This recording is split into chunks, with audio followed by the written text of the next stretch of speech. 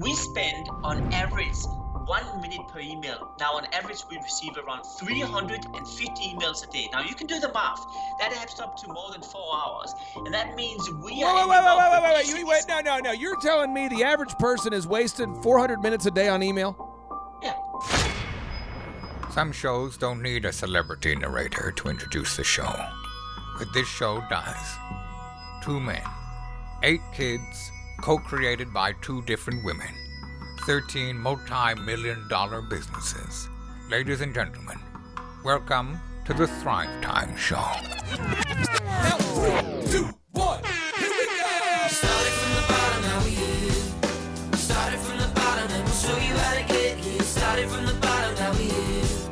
Started from the bottom, now we here. Started from the bottom, now we here. Yes, and yes! Thrive Nation, on today's show, it is a very special occasion as we interview a man that Time Magazine has named as one of the world's 100 most influential people. Martin Lindstrom, welcome back onto the Thrive Time Show. How are you? Thank you. I am fantastic despite everything. I tell you what, I can feel your super energy coming through the magical microphone and into my headphones here. I know the listeners can feel it too. Please explain to me how you found yourself as one of Time Magazine's most 100 influential humans. Well, listen, I'll tell you, this is so funny. So I got this email from an unknown account. And it says, Martin, you've been awarded a Time 100 person. There's just one problem. It happened on the 1st of April. So I wrote back to this guy, that is the most horrible joke ever you can do on me, right? The guy said, well, it's true. I said, no, I don't believe you. So I went back and forth with this guy for 2 weeks, not realizing it was the editor of Time Magazine.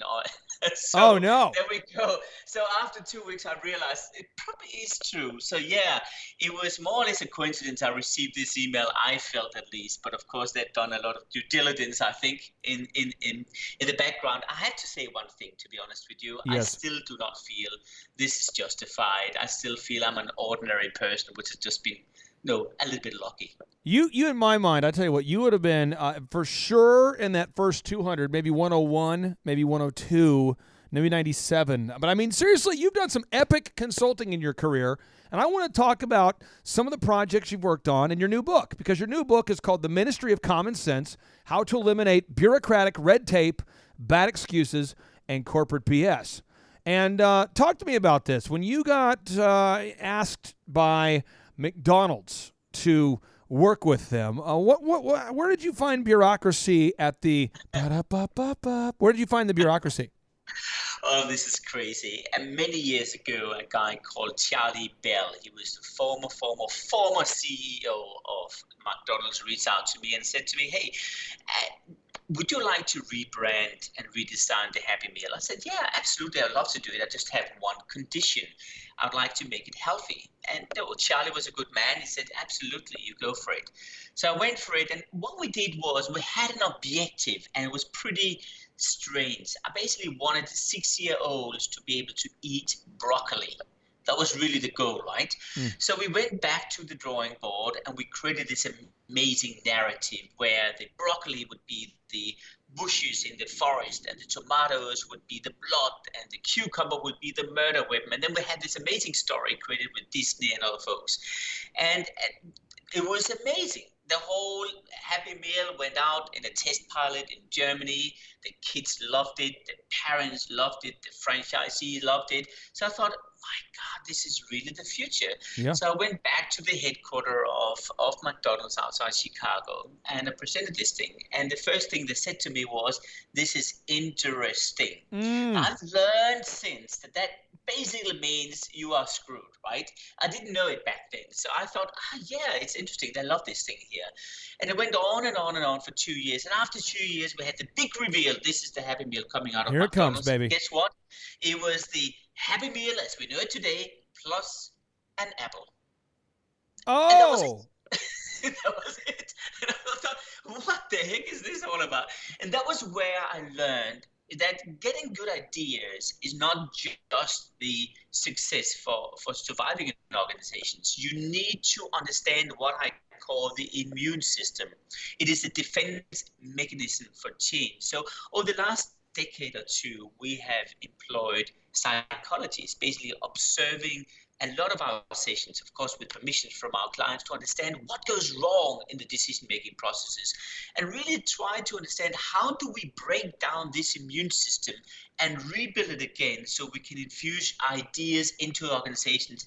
And so actually they become real rather than just all these PowerPoint presentations, which quite often ends in nowhere. What I would like to do is I'd like to get into your book for a second. I want to open up the book a little bit. I want to get into the Ministry of Common Sense, how to eliminate bureaucratic red tape, bad excuses, and corporate BS. And I'm going to ask, a lot of times when you do speaking events or you do the media tours, sometimes you get a 3-minute soundbite. You know how it is. You get 3 minutes or you get 30 minutes. I'm going to sort of give you the floor. I'm going to bring up a topic you deal with in your book. And I'd like for you just to have the floor to just unload for as long as you need to unload, because our listeners need to understand how to fight through the bureaucracy. So here we go. Customer experience. How do you fight through the bottlenecks as it relates to improving your organization's customer experience? Customer experience is crazy because today we're completely disconnected from what goes on with the customer. I'll give you a very simple example. The other day, my credit card was rejected, and I called in on this line, and I went on and on and on and on and on for 3 hours, and we end up by having a recorded sound saying to me that this will take time and basically come back again a couple of years from now on. Sweet. So what I did was I said to the bank and the credit card company which runs this, I said to them, hey guys, you have a problem. They didn't get it. So I did a setup with them. They didn't know that. The setup was very simple. We had a dinner with all the executives, and I talked to the behind operation team, and I had all the cards rejected. And they didn't know why. And as we were sitting at the dinner, it started to be embarrassing because they wanted to pay and they couldn't pay, and it was rejected, and they went on the phone. And this went on for half an hour. And I remember the CEO was furious about the way they were handling him in the call center. And after that, about 2 hours later, we were sitting in the car back, and they were fuming around this whole thing. I said to them, listen, guys, I apologize. I set it up. But I set it up so you can experience how it is to be a customer. Because here's the issue. You're completely disconnected from reality, and you need to put yourself in the shoes of a customer. So the key point here is with customer services, we have been disconnected from reality, and the trick is to go back and experience the world from a customer's point of view and feel the pain and feel the sense of empathy. And once you do that, two things are happening. One is you actually create a point of differentiation, because very few people are doing that today. But the second thing you do is it's also you're eliminating the lack of common sense, because this is just common sense. For some reason, we've just forgotten about it. I am going to, this is not a political show, but I want to tee up a political idea, because you just said we should go through, if I'm correct, and experience what the customers experience, correct? We should go through it as owners or leaders and try to experience what the customer is experiencing. Is that correct? Absolutely. So here's something that's interesting. President Trump in America, I'm sure in your country you're dealing with it as well, they've had this quarantine shutdown going on, right? And they announced that and Andrew, you've seen this here. You've seen this. They announced, the Small Business Administration announced that paychecks are going to be going out to Americans who are business owners on the same day. So the same day you apply. Now, you've been on the planet long enough to know what I'm talking about here, the BS of the statement. But I'm going to cue up the audio. This is the actual audio here. Try not to laugh, okay? This is some of the leadership of our Small Business Administration talking about how quickly business owners are going to get their checks. So here we go. Let me play the audio real fast here. Let me cue it up. For fewer people, please contact your lenders. Any FDIC institution will be able to do this. Any credit union, existing SBA lenders, and fintech lenders. You get the money, you'll get it the same day. You use this to pay your workers, please. Okay, now, Andrew, we've been hearing about this funding that we're supposed to have immediately. Oh, yeah. And it's been now 3 weeks since the immediate money, Martin, was supposed to be available. So the small businesses have been shut down in America, and they were told that immediately you'll start getting the money. And even as recently as tonight, right now, the White House has been talking about how great the program's going. and I work with 250 some odd business owners. Not a single one of them has gotten a dime. Half of them can't get a returned call. Can you help government, or does this only work for businesses, my friend? Listen, yes, you can help governments. And if I go to Germany, you would notice that on average, people are waiting for 2 days to get this check. So there's only a 2-day delay. But what it comes down to in the end of the day is that the administration across the world, whatever government it is, do not have the house in order because they work in a different time zone. They're completely disconnected from reality because the reality is for small business owners, they're paying their paycheck to paycheck. Or really, they don't have a cash flow allowing anyone to do this stuff. So at the end of the day, what I quite often do is I say to these people, hey, try to experience how it is to feel to be a small business owner where you literally can't pay your salary. And once you infuse that sense of empathy, something is happening in the mind. And what I then do, and what we do when we work for governments, because we do that, we then go through a process where we eliminate the lack of common sense. We basically eliminate all the red tape which is within the organization holding this back from change. Because here's the issue. The issue is that it may be the intentions are right from the very senior people in the government, but they don't know all the bureaucracy going on below them. And that bureaucracy is what I call the frozen middle. These are the people which are struggling to make the day-to-day thing work because they're so inundated with stuff, with crap, and they simply can't handle it. So this is a matter about cleaning up the mess, and this is not simple, and you certainly can't do it in a matter of day or two if you don't have your house in order, which is really the case with your example. Now, we talk about, in your book, you talk about rules, regulations, and policies. And again, I've got so many, Martin, I've got so many sound clips here today. This will be a lot of fun here for you. This is Governor Cuomo. We have so many fun sound clips today because it's this corona craziness going on. So there's all these interesting press conferences. This is Governor Cuomo from New York. I also want to play a little 45-second clip for you. He's talking about the quarantine policy. Let me hit play real quick. You can hear it here. I think the smartest way forward is a modified public health strategy that dovetails and complements a get back to work strategy, right? What we did was we closed everything down. That was our public health strategy. Just close everything. All businesses, all workers, young people, old people, short people, tall people, every school, close everything. If you rethought that or had time to analyze that public health strategy, I don't know that you would say quarantine everyone. I don't even know that was the best public health policy. Young people then quarantined with older people was probably not the best public health strategy because the younger people could have been exposing the older people to an infection. So if you were sitting down with the governor of New York who's now pointing out during this tough-to-watch press conference that maybe quarantining older people who are at risk with younger people that are not is maybe not the best policy, how do you help organizations and governments fight illogical policies? I think the best thing you can do is to look towards countries which did it right. And there is 2 countries which did really well. One of them is Singapore, another one is Korea. Those 2 countries have a policy in place. They know what to do when it happens because they tried it before.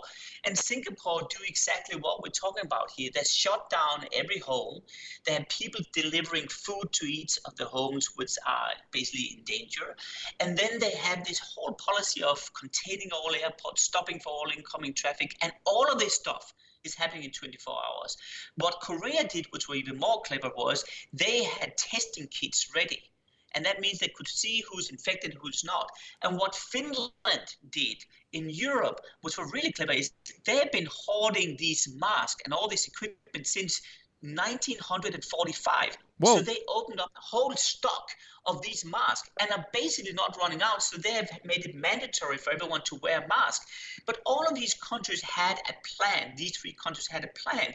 And look at the numbers. Literally, they have limited number of infected people right now because of this issue. The issue in the US and elsewhere, in Australia and in the UK and wherever it is, Italy in particular, is they had no plan. And I think they were just running around in circles, not thinking about what to do. So they go to the ultimate extreme without saying what are the best next steps to do. And the best next steps to do is very simple. It is first to do the testing. Second, to make everyone wear masks so they're not infecting each other. And third, it is to separate the young with the old. So we have a safety net going in here. Now, these things were never sold in across the whole government function because everyone had their initiatives and everyone wanted to be kings and queens here. And that's where the system breaks down because their internal immune system, so to speak, literally is defending all sorts of different options and opportunities. So it ends up with one big compromise. And this is where we're ending right now. Martin, in your new book here, The Ministry of Common Sense, one thing you talk about, which is just awesome, is just how unfortunate and time-wasting it is watching people with video screens that are freezing, cords that aren't working, employees dropping in and out of conference calls, sifting through endless PowerPoints. Help us stop the jackassery in corporate America today. Help us stop the jackassery. Help us work through the bureaucracy. How do we stop this kind of stuff? I can't count the number of times I've been sitting in a meeting where the length of the deck is showing how good you are. I typically say, how big is your deck? That's really the case we're working here, right? And what happens is that people have these slides, 200, 300 PowerPoint slides, and they're showing it off. And then I'm saying, oh my God, I only have 15 slides. The next time I have another 300 slides. Here's the issue. The issue is we're sitting in meetings quite often, and while we're watching a presentation, we're on our screens doing other stuff, preparing for the next meeting. And not only that, we're not only present, we also have another tendency, that is that nothing works in these meeting rooms. I mean, you plug in your computer, it doesn't work. Right. You're on a Skype call, you're on a conference call, and the password doesn't work, and people are delayed, and you can't hear what people are saying. And what I realized when I started to do the math, and we did that with all our clients around the world, is that we literally, first of all, are spending around 2 to 3 hours a day with technology issues. Now, this is ironic. We have introduced technology to be more efficient and more streamlined. And in fact, we're wasting our time doing this stuff. The second thing, which is even more scary, is we spend on average 1 minute per email. Now, on average, we receive around 350 emails a day. Now, you can do the math. That adds up to more than 4 hours. And that means we are... Wait, no. You're telling me the average person is wasting 400 minutes a day on email? Yeah. We have, because, and this is so fascinating, we started to figure out how come you receive all these emails, and the answer is super simple. When you send an email, guess what? People are replying back, and there is a direct correlation between the numbers of emails you send out and the numbers you send back. And I'm sure you tried it yourself. You send out an email, you have a clear inbox and outbox. Guess what? The day after, it's completely full again. So here we are spending between 6 and 7 hours a day on meetings, on technology issues and emails, and we haven't even begun our work. And that's really the issue we have in our society right now. Martin, can you please repeat that? Because somebody, you know how it is with when you're building a neural pathway, you have to hear something multiple times. But could you tell somebody again how much time people are wasting per day on emails? Somebody passed out. They couldn't handle the information the first or second time. Tell them one more time. Yeah, exactly. We are spending, so if you receive 350 emails a day, you use 1 minute per email, you are on average spending close to 6 hours on reading and replying your email. And this is if you spend 1 minute on reading it and replying to it. That's just to put it into perspective. Now, I've dealt with clients, I deal with clients, in particular banks, where on average an employee is receiving, and I'm no kidding here, 700 emails a day. Now, I don't know how they survive because they're never really good to work. They're just trying to get a clean inbox here. So this is a society, we have this invisible stretch jacket at work, which really holds us back from doing any work because we can't even get going because we're in these meetings and all that stuff, right? So, okay, you have an opportunity here. We got about 3 minutes left, and I know your book's going to give people the ability to solve a lot of problems and to move through this corporate bureaucracy, the red tape, the bad excuses, the corporate BS. All of this is covered in your book, The Ministry of Common Sense. Give our listeners 2 quick practical tips to get their time back and to push through the bureaucracy. Absolutely. Number one is super simple. You need to take a photo every time you have a stupidity going on in your company. And I can tell you there's a lot of that going on. I'll give you an example. A company the other day, they decided to save money on the coffee machine. So instead of you having to press once and you fill your cup, you have to press twice. Okay? But the problem is it was adding a little bit more coffee. If you put it twice, it floats over this cup. So what do people do? Did they just press one? No, they press twice. They fill the cup to the edge and waste a lot of money and time on doing that. So the first thing you do is you take photos of all the stupidities going on in your organization. You print them, you add the comment below, and then you hang them on your wall. And what you do is you ask all your colleagues to do the same. Friday afternoon, you meet up, you point out the top 3 most stupid things going on in the organization, and you give a small group of 2 people the mandate to change it immediately. Now, here is the amazing thing. What we've learned is you actually can do that both by saving money, earning money at the same time, and making life easier. So what I've done is to outline a little methodology to do that, because what I know today is that both you and I are sick and tired of lack of common sense, because we're not treated as human beings anymore. We're treated like robots. And I think that's just not fun anymore. So really, that's a simple action for you to go ahead with. Got it. You know, I will say this. This is really funny. Years ago, we had a person on the team, very many years ago. I won't mention what team it was or what company, but I can say that he had the MBA, the MBA. And his theory was the printer, guys, to save money on the printer, to save 10% or 8% or 15%, whatever it was, we're going to auto ship the ink. So one day there's like 25 people, 30 people that can't print. And I said, where's the ink? And they said, oh, well, I'm getting refurbished ink. And it only takes a few more days to get it, but then we get the refurbished, it'll save me another 10%, 20%. And I said, so no one can print today? And he's like, yeah, we can save all the printing for 4 or 5 days from now, and then we can come back because we're waiting on the ink. And I'm going, you got to be kidding me. And just that kind of stuff where like literally 30 people can't print. What? You're so right. I'll give you another example. A major hardware store, and I think you can guess who it is. Yeah. They have a policy that you have to sell exactly the same product across the nation. Guess what? In Miami, they are now selling snow blowers. Right? Oh, because sweet. That's a policy. So they all have 10 snowblowers on stock every day, filling up the space for everything else. And this just gives you an idea about how stupid things are at the moment, that we do not adopt the sense of common sense. And that's where I think we have to wake up. You have to wake up as a person working in an organization. Ask yourself, how can I remove it? If I just remove one stupidity and everyone else is doing that in the organization, we start to clear up all this mess and get back to the reality. I have a funny story, and maybe you can help this person. Years ago, I used to work with, I help pastors sometimes write their sermons and help them with their church workflow, And years ago, I was working with the church.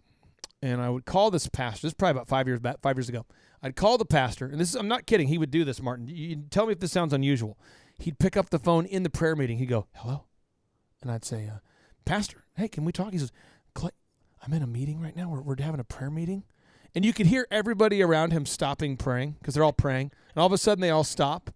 And he's like, Clay, I got to call you back. What's the deal? And I'm like, well, no big deal. I mean, he goes, I'm in a prayer meeting. I got to call you back. And he would always answer his phone in prayer meetings or in staff meetings to tell me that he wasn't available. He'd always go, well, what's the deal? But he's the head of the meeting. There's a boardroom of 20 people, and he would always go, hey, oh, sorry, man, what's going on? Every time, and he's the leader of the meeting. How often do you see business owners wasting time because they will not turn off their phone? It is crazy. I'll give you another story. I'm staying at a hotel right now, and they have decided that they want to save money, right? So they shut down all the automatic doors and all the escalators, which is fine in theory because they can save for the power bill here. But the reality is, when you shut down the doors, you have to push the doors with your fingers. And we all know what it means in COVID-19 days. You can't push things. So people can't get out because they don't want to push the doors because it's infected with bacteria. They don't want to use the elevators because there is infection on them. So literally, they're shutting down everything to save money. Yet the whole key point of this is to hold people back from being infected.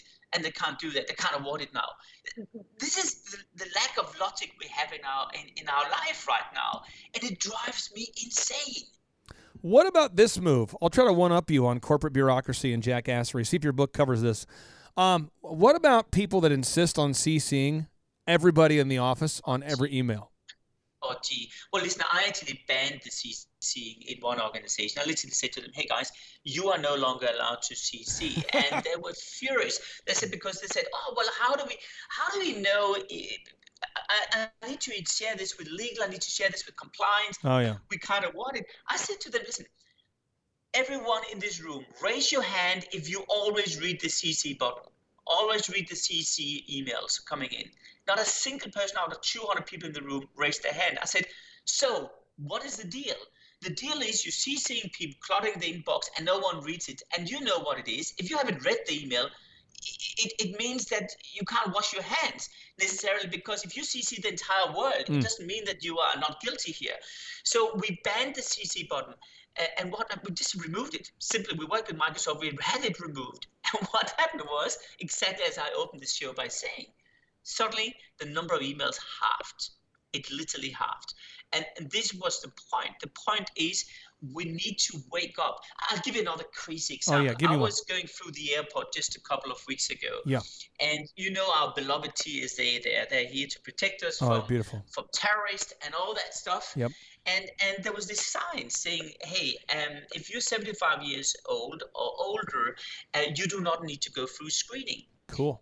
I thought, that's kind of amusing. So I went up to the guy and I said, listen, is there an official policy saying that if you're a terrorist, that you are retiring at the age of 75?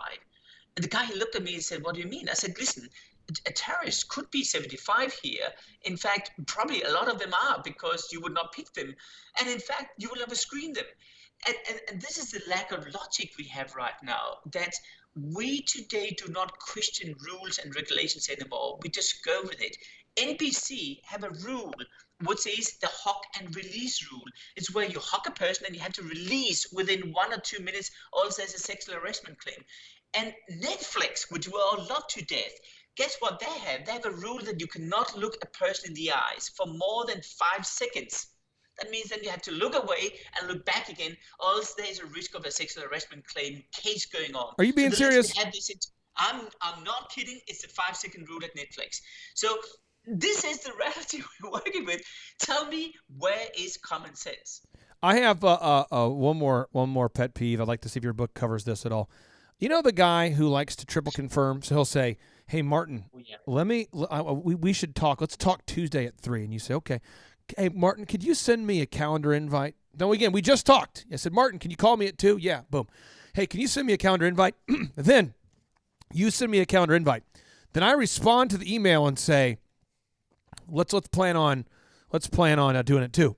Then moments before our interaction, I text you, hey, are we going to do this call? And then you text me back, yeah, sure. And then I say, could you email me again? What time? And we go, have you seen this jackassery of over confirmation? It's like 6 forms of communication have to happen for 2 people to put something in the freaking calendar. Have you seen this? I see that every day. Oh. And do you know what the worst thing is? We don't even think about it.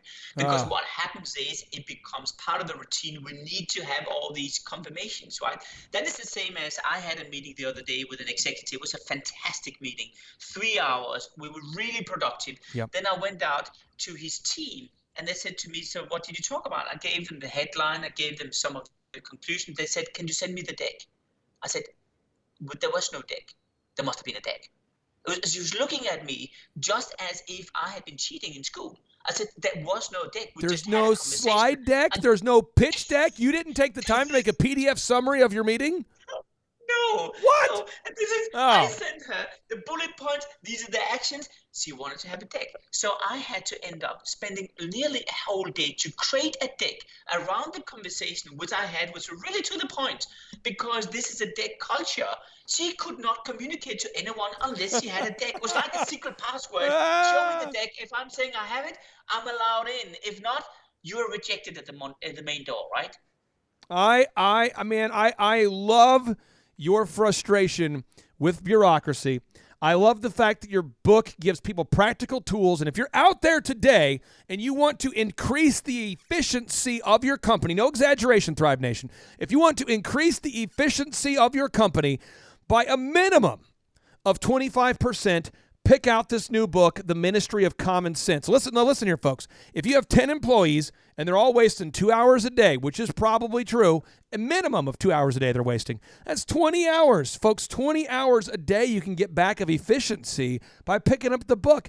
And last time I checked, Martin, your book's not $20,000. It's not $10,000. It's not $5,000, which is how much money we're wasting on lack of efficiency. Your book is what, $20? $20? Yeah, something like that. Oh. It is, I would say, a small donation to changing your company to make it get back on track. And listen, here's what I'm doing. Yeah. I'm actually sending this book to random CEOs around the world, and I'm saying to them, this is greetings from one of your employees, because the reality is a lot of CEOs are not aware of it. And quite often employees call me and say, Martin, can you send this book to my boss? Because he has a problem. He just don't get it. He has a problem. This is designed to create a wake-up call in our life, because if we continue doing that, we will end up in a coffin looking like a PowerPoint deck. And I mean, seriously, is that where we want to end our life? Final quick question for you here. Are you in Australia right now, or where are you right now? That's right. I'm in Sydney right now. How many kangaroos have you pet today? Listen, I did not pet one today, but I can tell you one. I did pet one 3 weeks ago. Really? And this little pet was so cute. It was not even funny.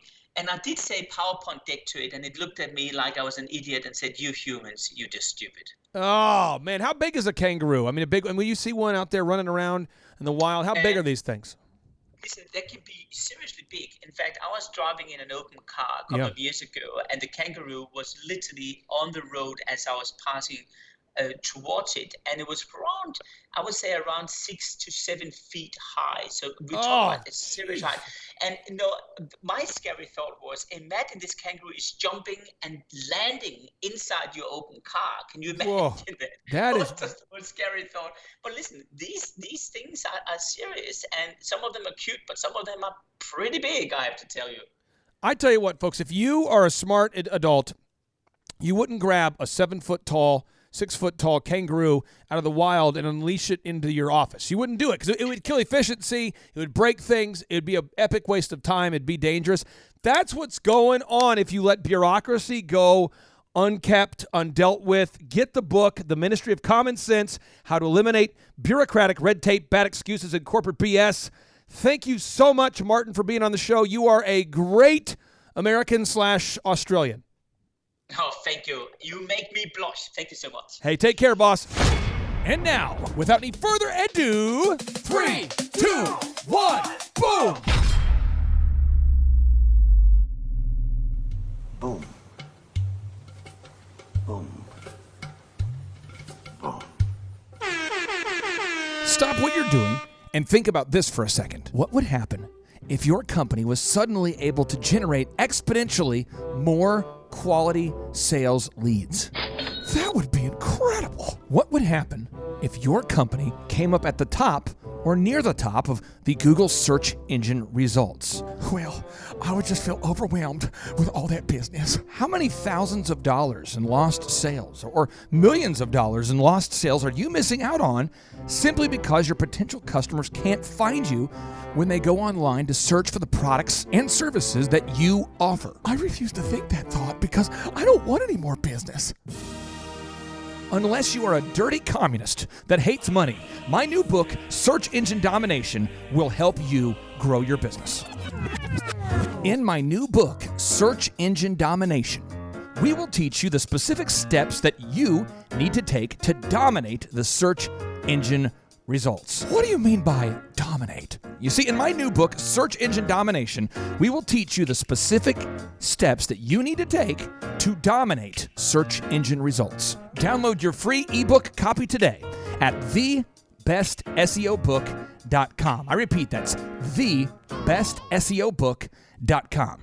My name is Amy Baltimore, and I am a CPA in Covington, Tennessee. I've been working with the Thrive team now for about a year.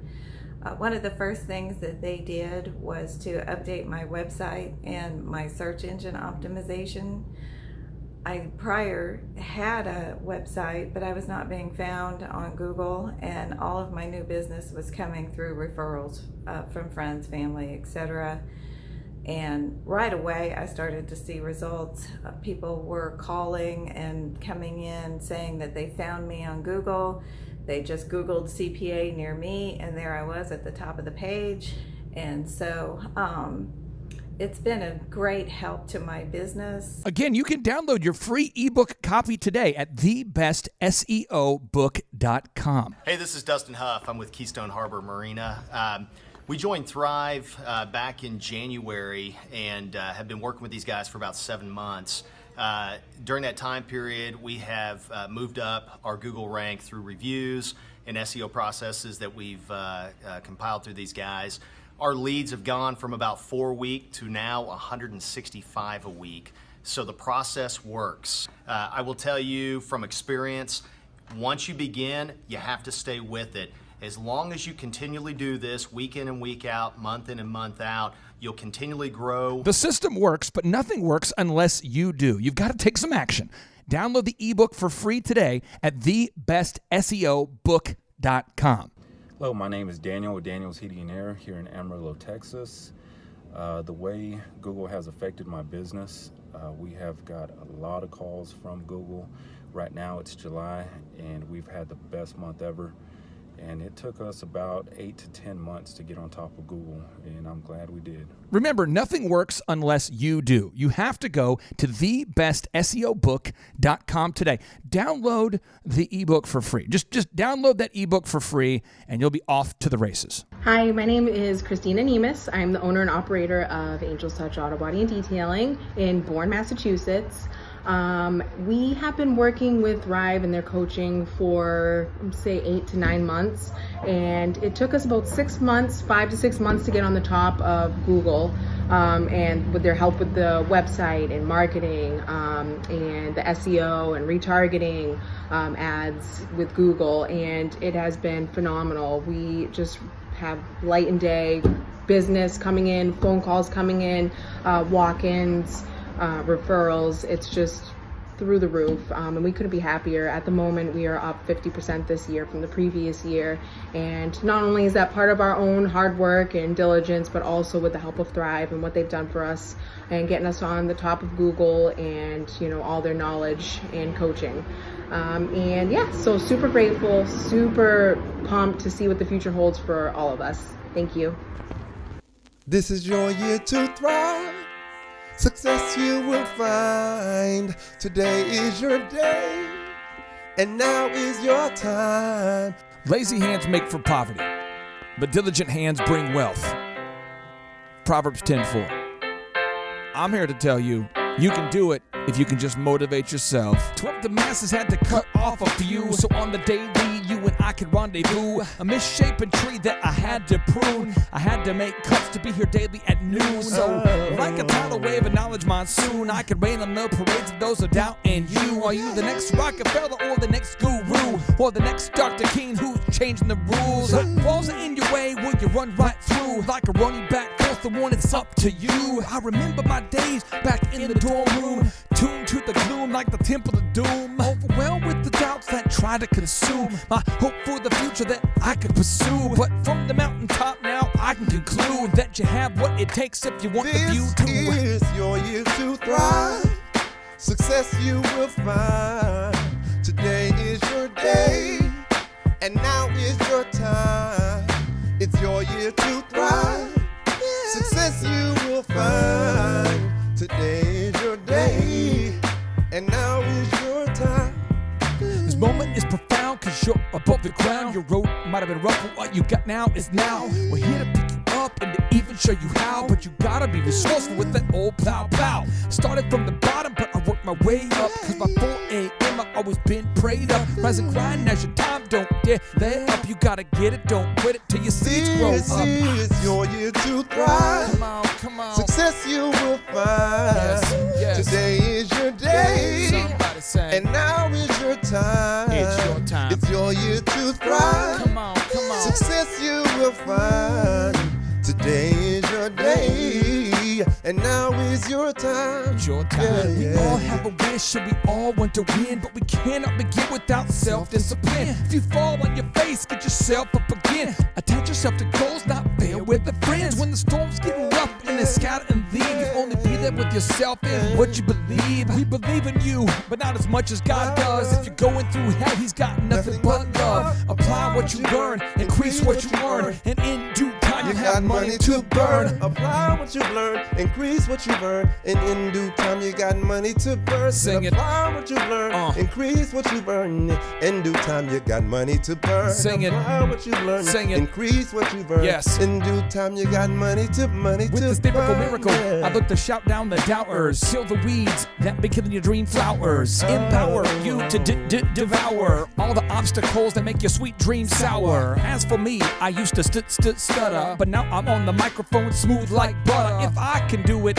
I know you can too, but you must stick to it like postage do. And while Merton's on the chorus, singing what he sings, I encourage you to dream big dreams. Today is your day. Today's your day. And now is your time. It's your time. This is your year to thrive. Sing it. Success you will find. Today is your day. It's your day. And now is your time. It's your time. Today is your day. Come on. And now is your time. Sing it, Martin. Today is your day. Now is your time. I realize I can't sing like that, but I can talk and play the woodblock. Okay. If you guys need me, I'll just be over here.